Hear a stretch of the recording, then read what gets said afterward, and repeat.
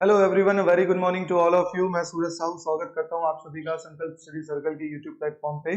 जैसा कि आप सबको पता है, डेली मॉर्निंग में 9 से 10 हमारी इंडियन हिस्ट्री की क्लासेस चल रही हैं, जिसमें हमने किस चीज की शुरुआत की थी। कल लास्ट क्लास में हमने जैन धर्म की शुरुआत कर ली थी। जैसा कि हमें पता है कि जैन धर्म में कितने गुरु पाए जाते थे, 24 तीर्थंकर पाए जाते थे। कितने गुरु पाए जाते थे? 24, 24 तीर्थंकर पाए जाते थे। अब 24 तीर्थंकर में सबसे पहले तीर्थंकर कौन थे? ऋषभ देव। सबसे पहले तीर्थंकर कौन थे? ऋषभ देव। और ऋषभ देव को ही किस नाम से जाना जाता था? आदिनाथ के नाम से जाना जाता था। ऋषभ देव की चर्चा के कहां कहां मिली है? ऋग्वेद में मिली है, यजुर्वेद में मिली है, भागवत पुराण वगैरह वो सारी जगह पे। और इनके साथ साथ एक और किसकी चर्चा मिली है? अरिष्ट नेमी। किसकी चर्चा मिली है? अरिष्ट नेमी। अरिष्ट नेमी कौन से नंबर के गुरु हैं? 22वें नंबर के गुरु कौन है? अरिष्ट नेमी। 23वें नंबर के गुरु कौन थे? पाशर्वनाथ। ठीक है, 23वें नंबर के गुरु कौन थे? पाशर्वनाथ। ठीक है ना, इन्होंने भी 30 साल की आयु में घर छोड़ दिया था, घर त्याग कर दिया था। और हमारे पाशर्वनाथ ने जो 23वें नंबर के गुरु थे, 23वें तीर्थंकर थे, इन्होंने 4 आर्य सत्य दिए थे। क्या दिए थे? 4 आर्य सत्य। वो 4 आर्य सत्य कौन कौन से थे? सत्य, हमेशा सत्य बोलना। अहिंसा, हमेशा अहिंसा का पालन करना। अस्तेय, अस्तेय मतलब चोरी नहीं करना। और अपरिग्रह, अपरिग्रह मतलब जरूरत से ज्यादा धन संचय करने की जरूरत नहीं है। ठीक है, फिर इसके बाद जो पांचवा सत्य हमने देखा था, पांचवा आर्य सत्य हमने देखा था, महाव्रत जिसे बोला जाता है। ठीक है, पांचवा महाव्रत या अनुव्रत जो देखा था वो सेलिबेसी है ना। ये क्या था? ब्रह्मचर्य का पालन करना। ये किसके द्वारा दिया गया था? 24वें तीर्थंकर महावीर स्वामी के द्वारा या वर्धमान महावीर के द्वारा दिया गया था। हमने वर्धमान महावीर स्टार्ट कर दिया था, जिसमें हमने देख लिया था कि वर्धमान महावीर के बारे में। ठीक है, ये कौन से नंबर के गुरु थे? 24वें नंबर के गुरु थे। जन्म कब हुआ था? 540 बीसी ईसा पूर्व। ठीक है, जन्म स्थल क्या था? कुंडल ग्राम। जन्म स्थल क्या था? कुंडल ग्राम, बिहार। इनके पिता का नाम क्या था? सिद्धार्थ। हमने देखा था इनके पिता का नाम सिद्धार्थ है और गौतम बुद्ध के बचपन का नाम क्या था? सिद्धार्थ। ठीक है, इनकी वाइफ का नाम यशोधरा, वहां की वाइफ का नाम क्या था? गौतम बुद्ध, यशोदा। ठीक है, चलो, इनकी माता का नाम क्या है? त्रिशाला। ठीक है, लिच्छवी वंश के शासक चेतक की बहन है ये, है ना। और इनके दामाद थे जमाली। जमाली कौन थे? इनके प्रथम शिष्य भी थे और सबसे पहले विरोधी भी यही थे।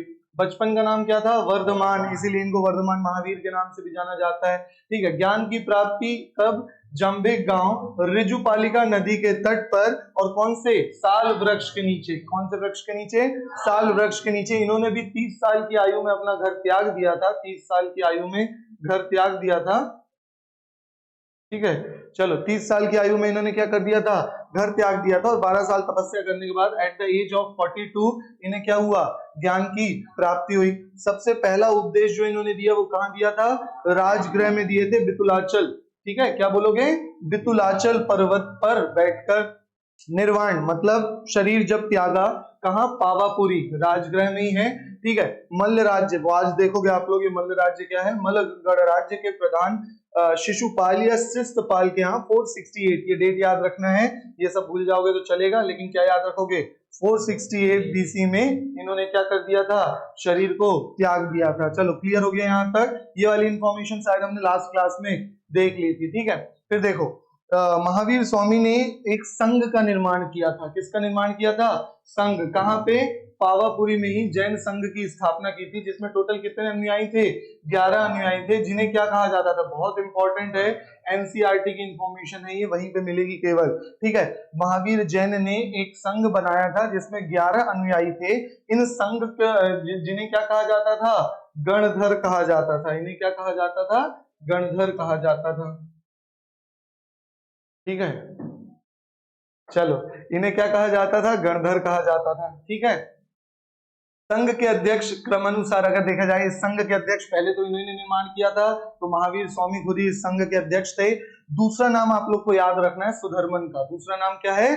सुधर्मन। इसके बाद जम्बू स्वामी का नाम भूल जाओगे तो चलेगा। ठीक है, लेकिन सुधर्मन का नाम मत भूलना कि इस संघ के जो अध्यक्ष थे, पहले अध्यक्ष महावीर स्वामी थे और इसी संघ के दूसरे अध्यक्ष कौन थे? सुधर्मन। जम्बू स्वामी का नाम भूल जाओगे तो चलेगा, अंतिम केवलिन थे ये। जम्बू स्वामी कौन थे? अंतिम केवलिन। मैंने बता दिया था केवलिन कौन होता है? जिन्हें ज्ञान की प्राप्ति हुई है। जैसे वहां जिनको ज्ञान की प्राप्ति हुई वो बौद्ध कहलाए, यहाँ जो ज्ञान की प्राप्ति होती है वो क्या कहलाए, केवलिन। ठीक है ना, क्या कहलाते हैं, केवलिन। महावीर स्वामी को भी क्या बोला जाता था, केवलिन बोला जाता था। और ये अंतिम केवलिन थे कौन, जम्बू स्वामी। तो याद क्या रखोगे भाई, महावीर स्वामी ने एक संघ का निर्माण करवाया था। बोलते रहो अंदर ही अंदर लिखते हुए साथ में, महावीर स्वामी ने एक संघ का निर्माण कराया था। ये संघ में कितने सदस्य थे, 11 सदस्य थे। ठीक है, इस संघ के पहले, अच्छा कहां करवाया था, तो पावापुरी। कहां करवाया था, पावापुरी। ठीक है ना। अब बात करें कि ये संघ के पहले अध्यक्ष कौन थे, तो स्वयं महावीर स्वामी ही इसके पहले अध्यक्ष थे। दूसरे अध्यक्ष का नाम सुधर्मन, दूसरे अध्यक्ष का नाम क्या था, सुधर्मन था।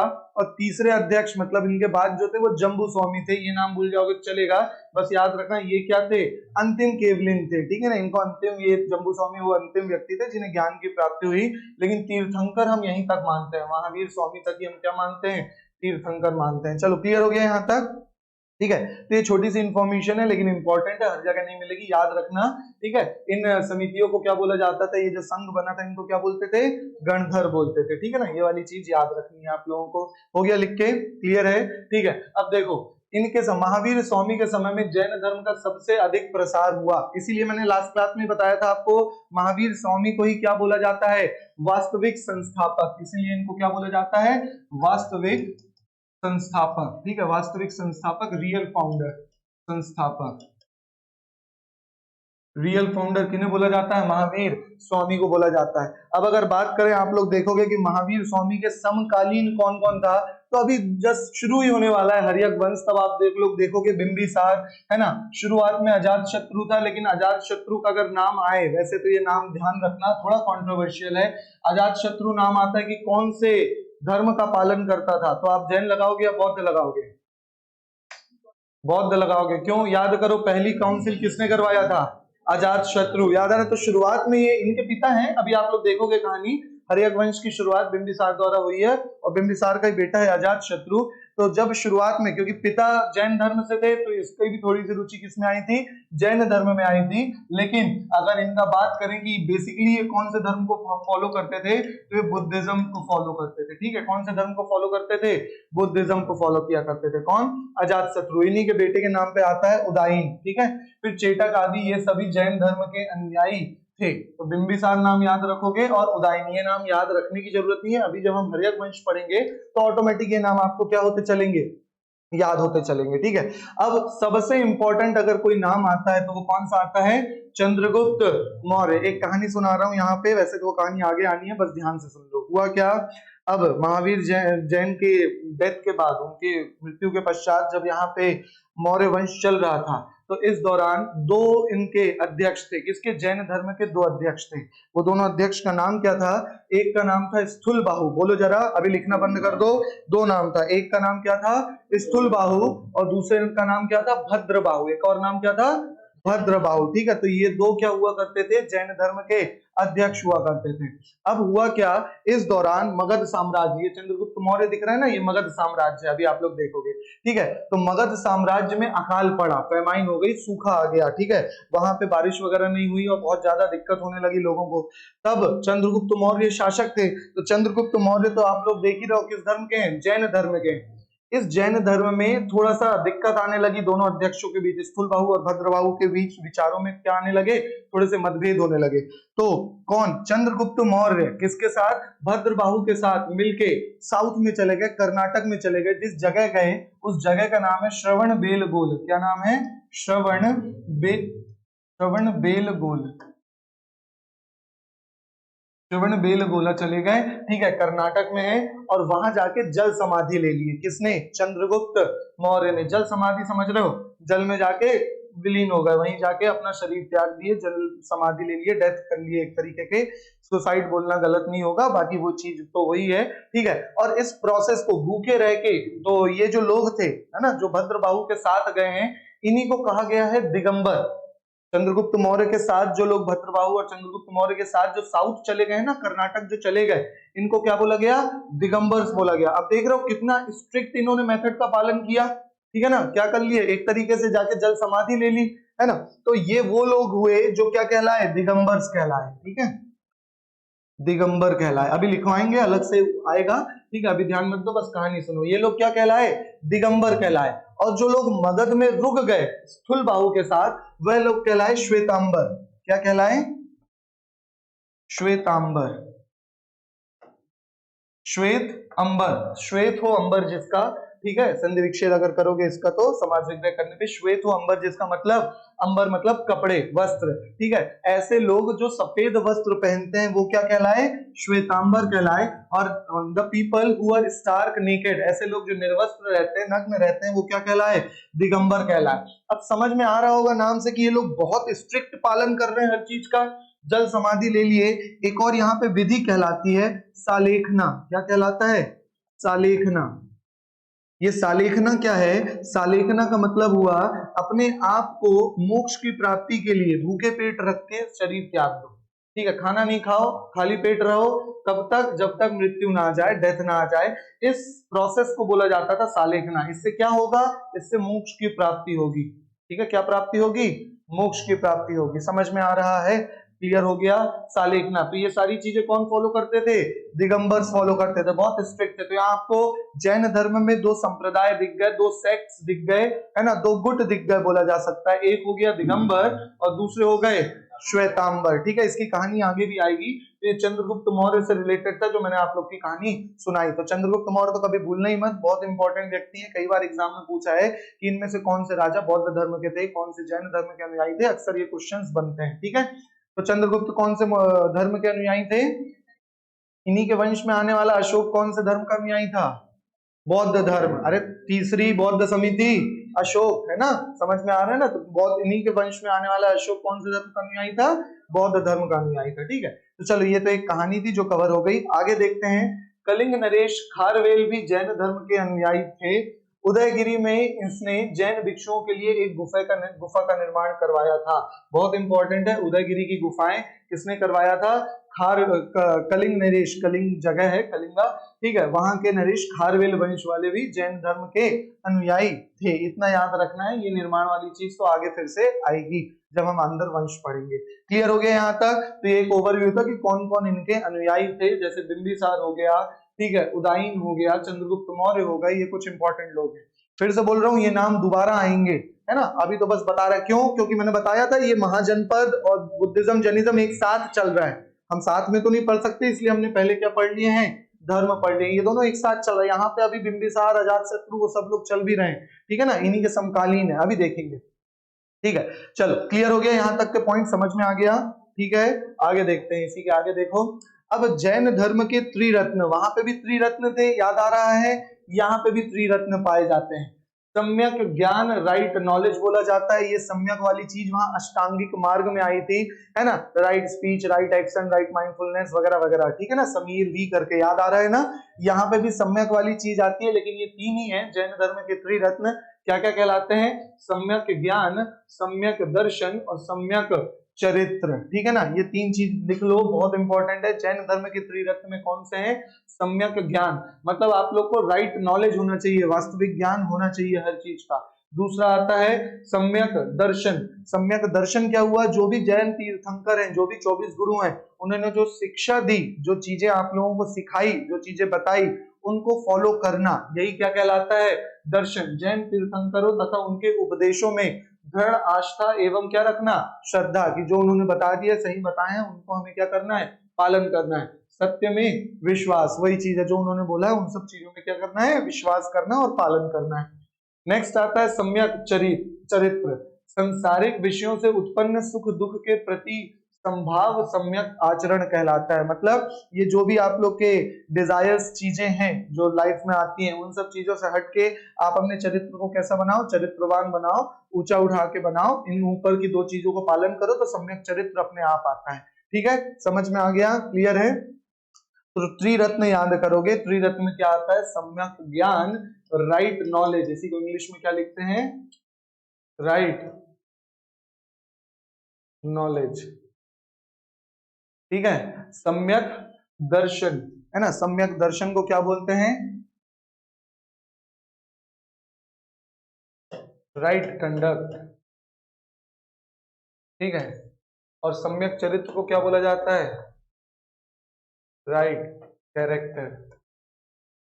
ठीक है, इसमें ये भी लिखा रहता है कि ऊपर की दो चीजों को पालन करो तो आपका सम्यक चरित्र अपने आप बनता है। क्लियर हो रहा है, समझ में आ गया। तो ये तीन दर्शन, तीन त्रिरत्न याद रखेंगे किसके, जैन धर्म के। कौन कौन से, सम्यक ज्ञान, सम्यक दर्शन, सम्यक चरित्र। ठीक है ना, तीन दर्शन, तीन चरित्र, त्रिरत्न आप जैन धर्म के याद रखोगे। फिर उसके बाद देखो, जैन धर्म के अनुसार त्रिरत्नों का पालन करके व्यक्ति जन्म मरण के बंधन से मुक्त हो सकता है और मोक्ष को प्राप्त कर सकता है। मतलब इन तीनों चीजों को आप पालन करो, आप इस लाइफ साइकिल से मुक्त हो जाओगे। इसका मतलब क्या हुआ है, देखना, जन्म मरण के बंधन से मुक्त हो सकता है। तो अगर क्वेश्चन आ जाए कि क्या ये पुनर्जन्म पे बिलीव करते थे, करते थे तभी तो बोल रहे हैं जन्म और मरण के बंधन से क्या हो जाएगा, मुक्ति मिल जाएगी, अदरवाइज आप दोबारा जन्म लेते रहोगे, है ना। जन्म और मरण के बंधन से मुक्ति। क्या बौद्ध धर्म वाले पुनर्जन्म पे बिलीव करते थे, नहीं करते थे। बौद्ध धर्म वाले पुनर्जन्म पे बिलीव नहीं करते थे, जैन धर्म वाले पुनर्जन्म पे बिलीव करते थे। इस स्टेटमेंट से समझ में आ रहा है, ठीक है ना। हो सकता है, और क्या मिल जाएगी, मोक्ष की प्राप्ति मिल जाएगी इन सारी चीजों को फॉलो करते हुए। क्लियर हो गया, समझ में आ गया, ठीक है। इसके आगे देखेंगे, है ना, जैन धर्म के पंच महाव्रत जो ऑलरेडी हमने देख लिए। जैन धर्म के पंच महाव्रत ऑलरेडी हमने कवर कर लिए हैं। पंच महाव्रत कौन कौन से हैं अगर बात करें, देखो, सत्य, अहिंसा, औचार्य, अपरिग्रह और ब्रह्मचर्य। वही है, सत्य, अहिंसा, अपरिग्रह, अस्तेय और ब्रह्मचर्य। This was added by Vardhaman Mahavir. ब्रह्मचर्य किसके द्वारा जोड़ा गया है, वर्धमान महावीर द्वारा। ऊपर के चार किसके द्वारा दिए गए हैं, पार्श्वनाथ के द्वारा दिए गए। किसके द्वारा दिए गए हैं, पार्श्वनाथ के द्वारा दिए गए हैं ऊपर के चार। और ब्रह्मचर्य याद रखना, ब्रह्मचर्य किसके द्वारा ऐड किया गया है, वर्धमान महावीर के द्वारा ऐड किया गया है। ठीक है, जो कि हमारे 24th तीर्थंकर थे। ठीक है ना, स्त्री से संपर्क ना बनाना महावीर स्वामी ने जोड़ा था। ठीक है, चलो क्लियर हो गया, यहां तक समझ में आ गया। आगे बढ़े, पहले भी लिख चुके हैं ये सारी चीजें तो, है ना। चलो, अब क्या क्या चीजें इन लोग जैन धर्म वाले क्या क्या चीजों को मान्यता देते थे। देखो, अहिंसा का मैंने बोला कि अहिंसा की बहुत ब्रॉड डेफिनेशन दी थी इन्होंने अहिंसा की इतनी ब्रॉड डेफिनेशन दी कि इन्होंने बोला कि कृषि करना भी एक हिंसा है। हाँ, कृषि करना भी क्या है, हिंसा है। कृषि में हल चलाते हैं, कीड़े मकोड़े मर जाते हैं। अरे, अर्थवॉर्म, केचुए वगैरह रहते हैं ना, तो वो लोग जो और छोटे छोटे इंसेक्ट, उनकी भी डेथ हो जाती है, तो वो भी क्या एक तरीके की हिंसा है। सूर्य की रोशनी में, जब तक सनलाइट है, सूरज की रोशनी जब तक है, तो सूर्य की रोशनी में क्या होता है, कई ऐसे वायरसेस या छोटे जीव, सूक्ष्म जीव नहीं रहते हैं। और जब सूर्य ढल जाए उसके बाद अगर आप खाना खा रहे हो तो आप नॉन वेजिटेरियन या अहिंसावादी कहला जाओगे। इसलिए सूर्य ढलने के बाद खाना नहीं खाना है। ठीक है ना, ये भी इनके लिए एक नियम थे। आजकल कोई पालन करना नहीं करना वो बात अलग है, लेकिन ये रूल्स बहुत स्ट्रिक्टली पालन किए जाते थे उस समय। देखो, जैन धर्म में कृषि एवं युद्ध में भाग लेने पर प्रतिबंध लगाया गया है। युद्ध तो भाई क्लियर है, वो तो हिंसा है ही, लेकिन कृषि, सूर्य के ढलने के बाद खाना खाना, ये सारी चीज पर भी क्या लगा हुआ है, प्रतिबंध लगा हुआ है। जैन धर्म में पुनर्जन्म व कर्मफल ही जन्म तथा मृत्यु का कारण है। देखो, पुनर्जन्म भी माना जा रहा है और कर्मफल पे भी इन लोग बात कर रहे हैं कि भाई कर्मफल जो है आपका, उसी के हिसाब से आपके जीवन मरण की चीजें निर्धारित होंगी। क्लियर हो रहा है, ठीक है ना। चलो, सृष्टिकर्ता के रूप में ईश्वर को स्वीकार किया गया। अब भाई माना तो गया कि चलो कोई ईश्वर है, परंतु स्थान जिन से नीचे रखा गया। लेकिन जो ईश्वर है वो कौन है, जिन, जो तीर्थंकर है वही इनके लिए क्या है, ईश्वर है। ठीक है ना, वही सबसे बड़े ईश्वर है। ठीक है, संसार त्याग तथा संन्यास मार्ग ही व्यक्ति को सच्चे मार्ग पर ले जा सकती है। अगर आप लोगों को कैवल्य चाहिए, ज्ञान की प्राप्ति चाहिए, मोक्ष चाहिए, तो संसार को क्या करना पड़ेगा, त्यागना पड़ेगा। ठीक है, और दूसरा क्या करना पड़ेगा, संन्यास लेना पड़ेगा। ठीक है, अगर आपको ज्ञान की प्राप्ति करनी है, इस जीवन मरण की मृत्यु से, इस जीवन मरण की साइकिल से निकलना है, तो आपको संसार त्याग करके संन्यास का मार्ग ही सुदृढ़ मार्ग है, मतलब परफेक्ट मार्ग है, ऐसा ये बोलते थे, ऐसा मानते थे। क्लियर हो रहा है, ठीक है। तो कौन कौन से फैक्ट याद रखोगे, कृषि पर भी बैन किए थे, युद्ध तो ऑब्वियसली बैन रहेगा ही, अहिंसा की बात कर रहे हैं तो। पूर्व जन्म पर बिलीव करते थे, कर्म फल की बातें किया करते थे। ठीक है, चलो, सृष्टिकर्ता के रूप में ईश्वर को मानते थे, लेकिन ईश्वर कौन, जिन। ठीक है, जिन मतलब मैंने बताया था, जैन धर्म, जैन जो शब्द की उत्पत्ति हुई है वही कहां से हुई है, जिन से होती है। ठीक है, संसार त्याग तथा संन्यास ही एकमात्र रास्ता था मोक्ष की प्राप्ति के लिए, कैवल्य ज्ञान की प्राप्ति के लिए। ठीक है, क्लियर हो गया? यहाँ तक समझ में आ गया? ये इनके कुछ टीचिंग्स हुआ करते थे। महावीर की शिक्षाओं को साहित्य में संकलित करने के लिए 2 जैन सभाओं का आयोजन किया गया। बौद्ध धर्म में कितनी समितियां हुई थी? 4 समितियां हुई थी। याद आ रहा है ना? उसका ईयर याद है? कौन कौन सी 4 समितियां हुई थी? 483, फिर 100 BC AD, ठीक है ना? अगर बात करें कहां कहां हुई थी? राजगृह या राजगिरी, बात सेम ही है। फिर बोलो भाई, वैशाली की पाटलिपुत्र? वैशाली, ठीक है ना? तीसरी पाटलिपुत्र, ये वाली कहां थी? वैशाली। और चौथी कुंडलवन, कश्मीर, ठीक है ना? बात करें इनके राजा का नाम, अरे पहले राजा अजातशत्रु, दूसरे राजा, तीसरे राजा और चौथे कनिष्क। बात करें इनके अध्यक्ष प्रेसिडेंट का नाम, तो कौन, क्या नाम था? अरे भाई सबको बोलना है, क्या नाम था? महाकश्यप। दूसरे वाले सबकामी, दूसरे वाले कौन थे? सबकामी। तीसरे मोगलीपुत्र, तीसरा। और चौथे, इसलिए बोलते हैं घर जाके किताबों को उठाना चाहिए, ठीक है? सिर्फ लिख लिख के या वो सारी चीजें करके संग्रहित नहीं करना, हमें लाइब्रेरी नहीं खोलना है, ठीक है? कि देखो इतनी सारी किताबें, हमने इतने रुपए दिए थे कोचिंग में तो इतनी सारी किताबें हमने लिख के रखी हैं, ठीक है ना? पढ़ना है उनको। पहली वाली में क्या हुआ था? सुनय पीठ का और विनय पीठ का गठन। दूसरी वाली में सतवीरवादीन एवं महासंघिका। तीसरी अभिधम्म पीठ का गठन। और चौथी हिनयान और महायान का विभाजन हुआ था। हिनयान एवं महायान में विभाजन हुआ था, ठीक है ना? तो ये 4 बौद्ध संगतियां थी, बौद्ध धर्म में बैठक हुई थी। जैन धर्म में कितनी हुई हैं? 2 हुई हैं। जैन धर्म में कितनी हुई हैं? 2, प्रथम और द्वितीय। देखो बहुत इजी है इनको याद रखना, बहुत सिंपल सा। पहली हुई है 300 ईसा पूर्व, 300 BC। पहली कब हुई है?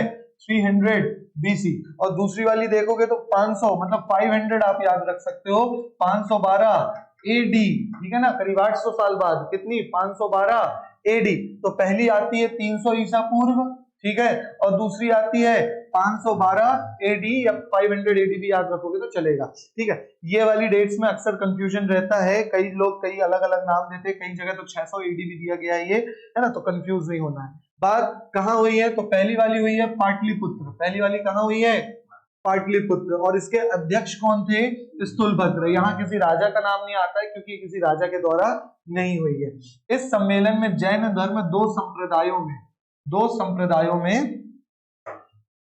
जैन धर्म इस सम्मेलन में 2 संप्रदायों में क्या हो गया? बट गया, ठीक है ना? जैन धर्म इस समय 2 संप्रदायों में बट गया था, ठीक है? पहला दिगंबर, दूसरा श्वेतांबर। इनकी कहानी सुना दिया था मैंने पूरी, ठीक है? चंद्रगुप्त मौर्य का काल चल रहा है। ये किसका काल चल रहा है? चंद्रगुप्त मौर्य। वे लोग जो अभी आ जाएगा भद्रबाहु के साथ, भद्रबाहु और चंद्रगुप्त मौर्य के साथ कहां चले गए? दक्षिण चले गए, कर्नाटक चले गए, श्रवण बेलगोल चले गए। वो क्या कहलाए? दिगंबर कहलाए। और वे लोग जो स्थूलबाहु, अभी नाम आ जाएगा, स्थूलबाहु के साथ वहीं रुक गए। कहां रुक गए? वहीं मगध में ही रुक गए। वो लोग क्या कहलाए? श्वेतांबर कहलाए, ठीक है? वे लोग क्या कहलाए? श्वेतांबर। तो पहली समिति के बारे में समझ में आ गया। पहली समिति 300 BC, कोई राजा का नाम नहीं है, जगह है आपकी पाटलिपुत्र। जगह कौन सी है? पाटलिपुत्र। अध्यक्ष का नाम याद रखोगे, क्या है? स्थूलभद्र। अध्यक्ष कौन है? स्थूलभद्र, ठीक है ना? अध्यक्ष कौन है? स्थूलभद्र। और क्या हुआ है इसमें? तो जैन संप्रदाय जो था वो 2 भाग में बढ़ गया, दिगंबर और श्वेतांबर, 2 भाग में बढ़ गया। इतनी चीज याद रखोगे, ये पहली समिति में ये सारी चीजें हुई हैं, ठीक है? हाँ, स्थूलभद्र भी मिलता है, स्थूलबाहु भी मिलता है, दोनों चीज याद रखना है, दोनों चीज सेम ही है ना? कई जगह स्थूलभद्र नाम मिल जाता है, कई जगह स्थूलबाहु नाम मिल जाता है, ठीक है? चलो दूसरी संगति याद रखेंगे। दूसरी संगति वल्लभी गुजरात। कहाँ हुई है? वल्लभी गुजरात, ठीक है? ईयर 500 एडी, है ना। अध्यक्ष कौन थे? देवर्षि, देवर्षि वर्मन भी नाम मिलता है, देवर्षि गण भी नाम मिलता है, ठीक है ना। तो नाम क्या है? देवर्षि गण या श्रमा श्रमण, श्रमा श्रमण उसका नाम नहीं मिलेगा आपको, नाम कौन सा याद रखना है? देवर्षि गण। तो अगर बात करें द्वितीय संगति की, तो द्वितीय समिति जो हुई, द्वितीय संगति जो हुई, पहले याद रखोगे ईयर, तो वो कौन सी है? 500 एडी या 512 एडी, ठीक है ना। चलो अब इसके अध्यक्ष कौन थे? तो अध्यक्ष थे देवर्षि गण। कौन अध्यक्ष थे? देवर्षि गण। अध्यक्ष कौन थे? देवर्षि गण, या कहीं कहीं देवर्षि वर्मन में नाम मिल जाता है, ठीक है। हुई कहां थी? ये हुई थी वल्लभी, जो कि कहां है? गुजरात में, प्रेजेंट गुजरात, वल्लभी में हुई थी। क्लियर रहेगा, याद रहेगा। तो जैन धर्म की दो समितियां कौन कौन? पहली कहां हुई है? पाटलिपुत्र, और दूसरी कहां हुई है? वल्लभी। देखो पाटलिपुत्र में बौद्ध धर्म की भी कोई समिति हुई थी क्या? बिल्कुल हुई थी। कौन सी हुई थी? तीसरी वाली हुई थी, ठीक है ना। कौन सी हुई थी? तीसरी वाली हुई थी पाटलिपुत्र में, ठीक है। और जैन धर्म की पहली कहां हुई है? पाटलिपुत्र में। ईयर देखोगे तो इसका ईयर क्या था? 250 एडी, और पहली वाली का, सॉरी 250 बीसी, और पहली वाली का क्या है? 300 बीसी। तो ऑलमोस्ट 50 साल के आसपास के अंदर में आपकी जैन धर्म, बौद्ध धर्म की चीजें यहाँ पे दोनों साथ साथ में चल रही हैं। क्लियर हो गया? समझ में आ गया? ठीक है, लिख लिया भाई समिति वाली चीजें, ठीक है ना। लिखते हुए चलना फटाफट, टेबल बना के, बाद में मत बोलना लिख नहीं पाए, ठीक है ना। लिखते हुए चलो साथ ही साथ में इन सारी चीजों को, ठीक है। तो हमने दो चीज देखी, हमने वो दो चीज क्या देखी? जैन धर्म की दो समितियां। दो समितियां कौन सी?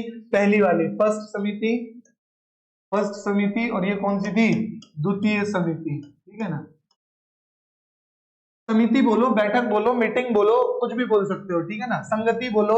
चलो पहली वाली बात करें तो कब हुई है? Year 300 BC. दूसरी वाली की बात करें तो ईयर 500 बोलो, 512 बोलो, याद दोनों रखना है बस, 500 एडी, ठीक है। पहली वाली का अध्यक्ष स्थलभद्र या स्थूलबाहु, दोनों नाम चलेगा, स्थूलभद्र या बाहु बली, बली नहीं सिर्फ बाहु, स्थूलभद्र या स्थूलबाहु। दूसरी वाली के देवर्षि गण बोलो या देवर्षि वर्मन बोलो, ठीक है ना, दोनों चलेगा, देवर्षि गण, ठीक है। चलो हुई कहां थी जगह? पाटलिपुत्र। ये वाली कहां हुई थी?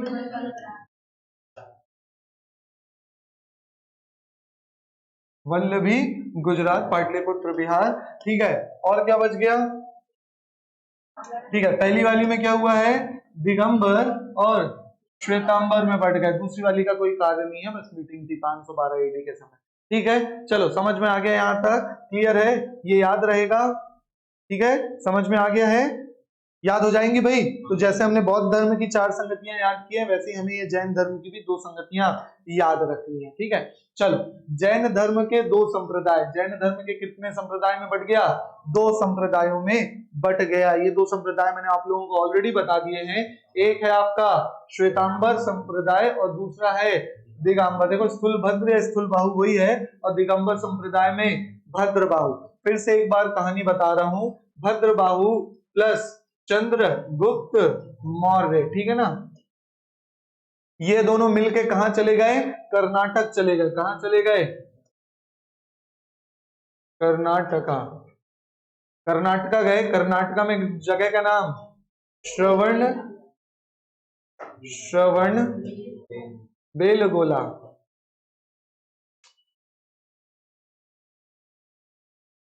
श्रवण बेलगोला, ठीक है। और वहां जाके जल समाधि ले लिए। जो लोग इनके साथ गए हैं वही क्या कहलाए हैं? दिगंबर कहलाए हैं। और जो लोग स्थूलभद्र के साथ रुके वे लोग क्या कहलाए? श्वेतांबर कहलाए। श्वेतांबर और दिगंबर के बीच में डिफरेंस ये है, अब ये लोग कैसे रहेंगे? लिबरल रहेंगे। ये लोग कैसे रहेंगे? लिबरल। और ये लोग कौन होंगे? जो स्ट्रिक्ट फॉलो करेंगे किसी भी चीज को, स्ट्रिक्ट फॉलोअर्स। स्ट्रिक्ट फॉलोअर्स कौन रहेंगे? दिगंबर रहेंगे। स्टार्क नेकेड रहते हैं ये, ठीक है ना, वस्त्र का धारण नहीं करते।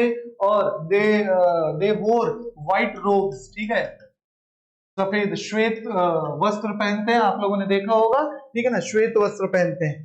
दिगंबर में क्या बोला गया कि नारियों को, महिलाओं को मोक्ष की प्राप्ति नहीं हो सकती, इसलिए महिलाओं को उतना सम्मान यहाँ पर नहीं मिला। ठीक है, क्यों? क्योंकि भाई स्ट्रिक्टली फॉलो करना है, महिलाएं इतनी स्ट्रिक्टली फॉलो इन चीजों को नहीं कर सकती। और इनमें बोला गया कि महिलाओं को भी क्या मिल सकती है, मोक्ष की प्राप्ति हो सकती है, इसलिए महिलाओं को थोड़ा सा यहाँ पे श्वेतांबर संप्रदाय में ज्यादा मान्यता मिली गई। दिगंबर बोलते थे कि महावीर जैन जो है वो ब्रह्मचर्य है और ब्रह्मचर्य का स्ट्रिक्टली पालन करना ही चाहिए। और श्वेतांबर बोलते थे लिबरल है, ठीक है, शादी कर लो, शादी करने के साथ साथ आप गृहस्थ जीवन के साथ साथ भी आप क्या कर सकते हो, मोक्ष वगैरह की प्राप्ति, केवल ज्ञान की प्राप्ति कर सकते हो, उन सभी चीजों में कोई दिक्कत नहीं है। वो सारी चीजें लिबरल थे, ये सारी चीजें बहुत स्ट्रिक्ट फॉलो किया करते थे। समझ में आ गया यहाँ तक? क्लियर है? ये सारी चीजें अभी हम देखेंगे। श्वेतांबर संप्रदाय और दिगंबर संप्रदाय में अंतर, ठीक है। श्वेत वस्त्र धारण करते थे कौन? श्वेतांबर।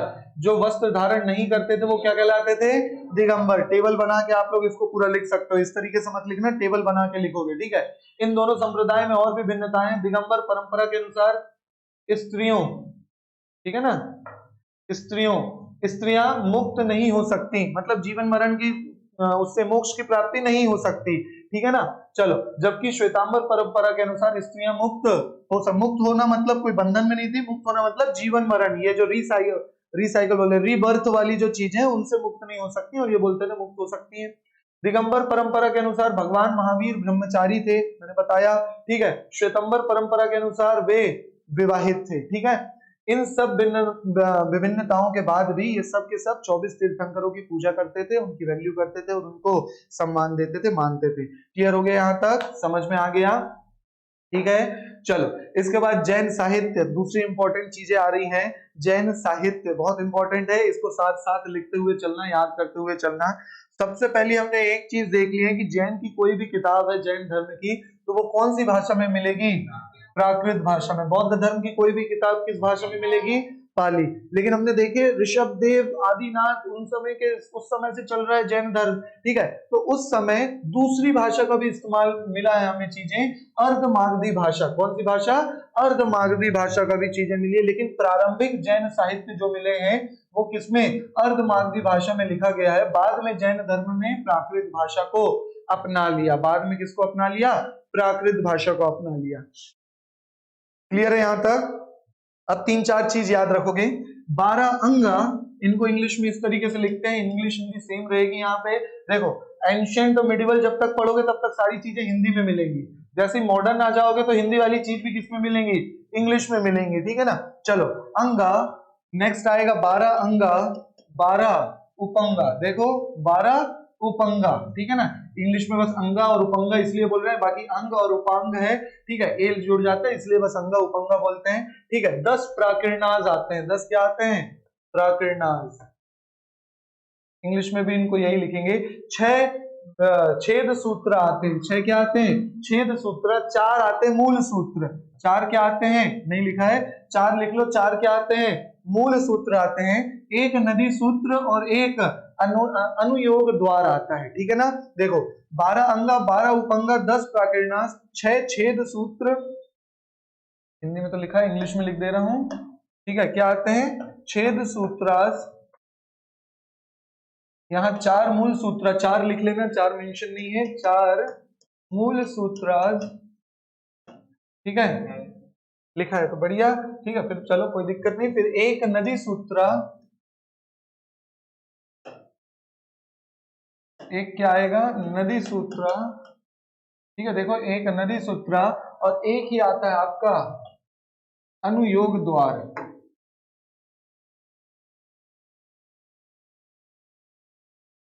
अनुयोग द्वार, ये चीज आप लोगों को याद रखनी है ना। कैसे याद रखोगे? 12 अंगा, 12 उपंगा, ठीक है, इनको एक साथ याद रखो। 12 अंगा और 12 उपंगा, ठीक है। 6 छेद सूत्रा, तो 6 से छेद सूत्रा याद हो जाएंगे। 6 छेद, है ना, थोड़ा राइम कर रहे तो 6 कितने छेद सूत्रास थे? 6, है ना। तो सीक्वेंस में अगर याद रखे तो 12 अंगा, 12 उपंगा और प्राकीर्ण कितने? 10 प्राकीर्णास, 6 छेद सूत्रा, 4 मूल सूत्रा। मूल सूत्र कितने? 4 मूल सूत्रा, एक अनुयोग द्वार और एक नदी सूत्र। ये याद रखना। क्या है? किताबें हैं। क्या दिया गया है? इनके जैन धर्म के बारे में चीजें दी गई हैं, किस तरीके से चीजों का पालन करना है। जैन धर्म की किताबें, क्लियर हो रहा है, समझ में आ रहा है ना। जैसे अपन ने हमारे हिंदू धर्म की किताबें देखी, कौन कौन सी, जैसे अरण्यकाश, उपनिषद, ठीक है, ये सारी चीजें देखी है ना अपन ने, वेदांग, ठीक है, अलग अलग जो हमने चीजें देखी, उसी तरीके से ये जैन धर्म की चीजें हैं। जैसे वेदांग, वो भी एक तरीके के वेद के अंग है, ये भी क्या, अंगा, उपंगा, प्राकीर्णा, छेद सूत्रा, मूल सूत्रा, नदी सूत्रा, और क्या बचा, अनुयोग द्वार, ठीक है ना, सारी चीजें होती प्राकीर्णास, ठीक है, याद रहेगा। एक बार इनको याद करो, कैसे याद करोगे भाई, 12 अंगा, ठीक है, 12 उपंगा, ठीक है, 12 अंगा और 12 उपंगा, ठीक है, 12 अंगा 12 उपंगा। उसके बाद सीक्वेंस में याद करें तो 10 बोलते हुए चलना है, ठीक है, 10 क्या था, प्रकीर्णास, ठीक है, 10 के बाद छेद सूत्रास, ठीक है, क्या थे, छेद सूत्रास, ठीक है ना, 6, फिर उसके बाद 4 मूल सूत्रास, 4 क्या थे, मूल सूत्रास थे, फिर एक नदी सूत्र और अनुयोग द्वार, ठीक है, चलो समझ में आ गया, ये चीजें याद रखना। ये देख लो, 12 अंगा 12 उपंगा, 10 प्रकीर्णा, 6 छेद सूत्र, 4 मूल सूत्र, एक नदी सूत्र और अनुयोग द्वार, ठीक है। चलो, जैन साहित्य को क्या कहा जाता था, आगम कहा जाता था। इन जैन साहित्य को क्या कहा जाता था, आगम, ये एक इंपॉर्टेंट चीज है, इसको भी ध्यान रखना। आगम ग्रंथों की रचना श्रेय श्वेतांबर संप्रदाय के आचार्य द्वारा महावीर स्वामी की मृत्यु के बाद की गई थी, ठीक है। इन ग्रंथों की रचना, आगम ग्रंथों की रचना श्वेतांबर संप्रदाय, किस संप्रदाय के द्वारा, श्वेतांबर संप्रदायों के द्वारा, के आचार्यों द्वारा महावीर जैन के मृत्यु के बाद की गई। क्लियर हो गया, यहां तक समझ में आ गया ना, ठीक है, श्वेतांबर गुरुओं के द्वारा महावीर जैन की मृत्यु के बाद की गई।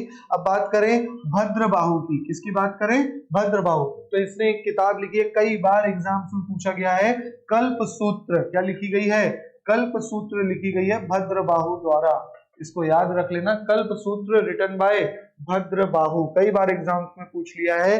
कल्प सूत्र की रचना किसने की है, तो भद्रबाहु, ठीक है ना, रचना की गई। इसमें तीर्थंकरों के जीवन के बारे में जानकारी दी गई है, इतना भी याद रख लेना, कभी पूछा नहीं है कि क्या दिया गया है, बस याद रखना कि 24 तीर्थंकर थे, उनकी जीवन शैली किस तरीके की हुई थी, वो सारी चीजें बताई गई हैं कल्प सूत्र में, ठीक है। तो अगर बात करें किताबों की, तो किताबों में हमने इतनी तो याद हो गई हैं, और एक और याद रखना है, कौन सी, कल्प सूत्र, ठीक है ना, कल्प सूत्र किसके द्वारा,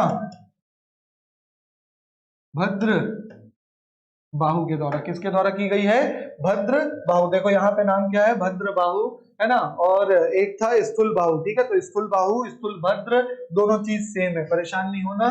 ये वाली सारी की सारी चीजों को क्या बोला जाता है, आगम बोला जाता है, क्या बोला जाता है, आगम। दीज आगम्स आर रिटन बाय, ये आगम किसके द्वारा लिखे गए हैं, ये आगम लिखे गए हैं श्वेतांबर या दिगंबर, श्वेतांबर, ठीक है, ये किसके द्वारा लिखे गए हैं, श्वेतांबर के आचार्यों द्वारा, श्वेतांबर जो डिसिपल्स थे, श्वेतांबर के जो डिसिपल्स थे, उन्हीं के द्वारा लिखे गए after the death of Mahavir Jain, clear है, after the death of Mahavir Jain.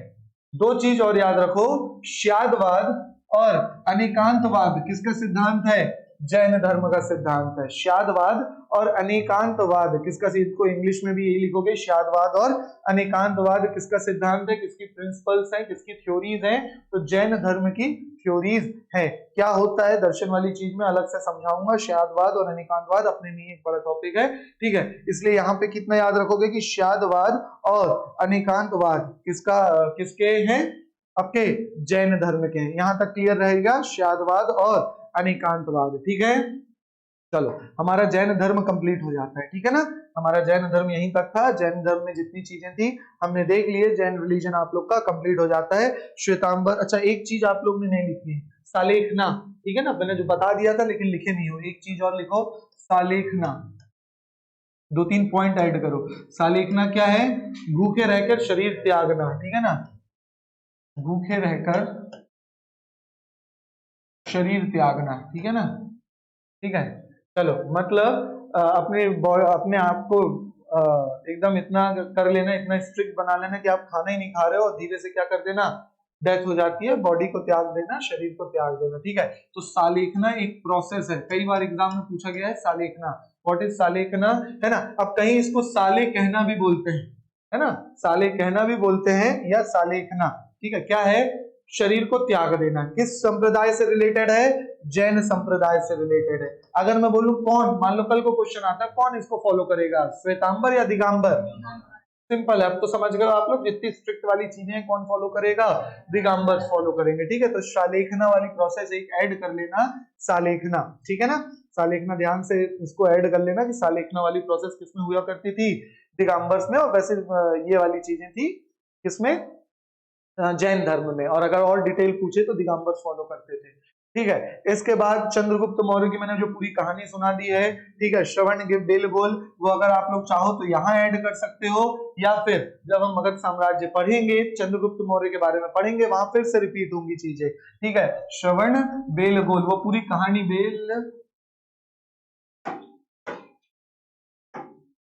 श्रवण बेलगोल, ठीक है। श्रवण बेलगोल में किसने जल समाधि ले ली, यही ऐड कर सकते हो, जल समाधि बाय चंद्रगुप्त मौर्य, ठीक है। क्या ले ली, जल समाधि ले ली, ठीक है। और इनके साथ कौन गया था, भद्रबाहु, और यही लोग क्या कहलाए हैं, दिगंबर्स, यही लोग क्या कहलाए हैं, दिगंबर्स, और जो वहां रुक गए वो क्या कहलाए हैं, श्वेतांबर्स कहलाए। क्लियर हो गया, यहां तक समझ में आ गया।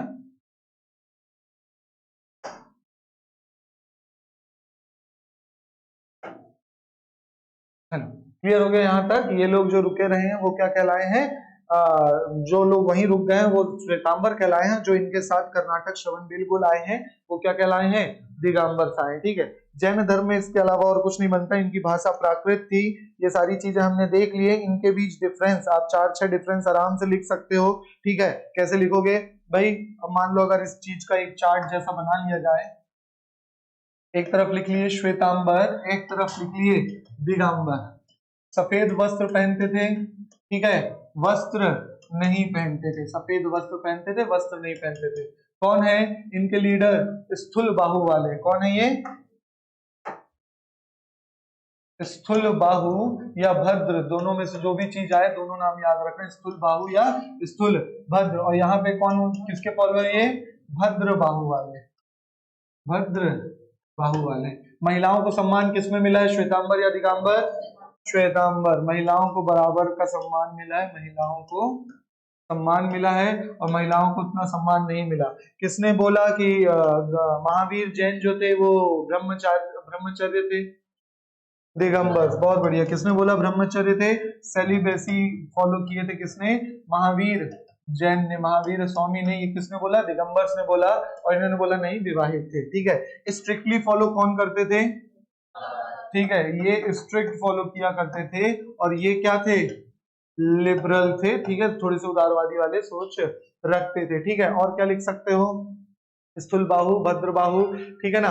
इनके लिए सालेखना जैसी प्रोसेस हुआ करती थी, सालेखना, है ना, मोक्ष की प्राप्ति के लिए क्या होता था, सालेखना।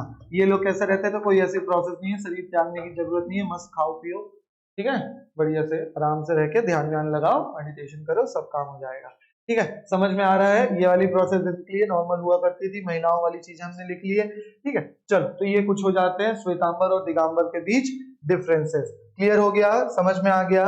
तो ये था पूरा हमारा किसका है, जैन संप्रदाय के बारे में, ठीक है। चलो, आज हमें अब जो चीजें शुरू करनी है वो महाजनपद काल शुरू करना है। क्या शुरू करना है, महाजनपद काल।